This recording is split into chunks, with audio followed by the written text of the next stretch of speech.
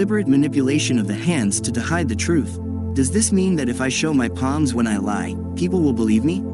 Answer yes and no. If, when you show your palms, you speak completely untrue, your listeners may not believe you because they will not the other gestures and micro-gestures of a truth-teller. On the contrary, you will unwittingly exhibit gestures and micro-gestures that are typical of a lying person, which will contradict your frank and more attentive listeners will get the opposite impression of the credibility of your statements than you expect. As I have already said, deceivers and professional liars are people who have developed a whole complex of skills that match their non-verbal signals with the words they speak that are not true. The more effectively a professional deceiver is able to use non-verbal gestures reflecting honesty to lie, the more of a master in this field he can be considered. However, it should be assumed that your open palms when communicating with people will give you some credit for trust. By the way, the more one gets used to making an open hand gesture when speaking, the less inclined one is to tell untruths.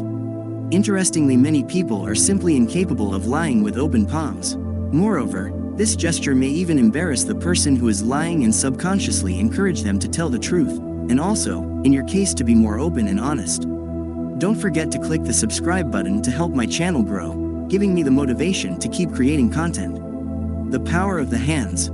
The hand is one of the least conspicuous, but at the same time the most powerful tools of non-verbal language. When used properly, its potential can give you authority and a silent advantage in the eyes of others. There are 3 basic hand gestures: palm facing upwards, palm pointing down, and the palm covered by the fingers, with only the index finger pointing forward. Let's use the following example to illustrate the difference between these 3 positions. Let's say at work you ask your subordinate to lift a box on the floor and to carry it to another place in the same room. Let's assume that you use the same words in each case, the timbre of your voice is the same, the expression on your face is the same. Only the position of your hand changes. The outstretched hand, with the palm facing upwards, expresses a humble, peaceful gesture reminiscent of a street beggar's plea for alms. If you are interested in my content, don't forget to click the subscribe button. The employee who is asked to carry the box will not feel coerced into complying with the request and, in a normal supervisor-subordinate relationship, will not feel threatened by the request. If the hand is turned over and the palm of the hand is lowered, the request immediately becomes more commanding. The person to whom the request is addressed understands it as a command and, depending on the relationship between you, there may be antagonistic triggers in their attitude towards you. If the person to whom you have given such an instruction is a coworker of the same rank as you, it is very likely that he will not comply. This is unlikely to happen if you use a palm up gesture when making the request.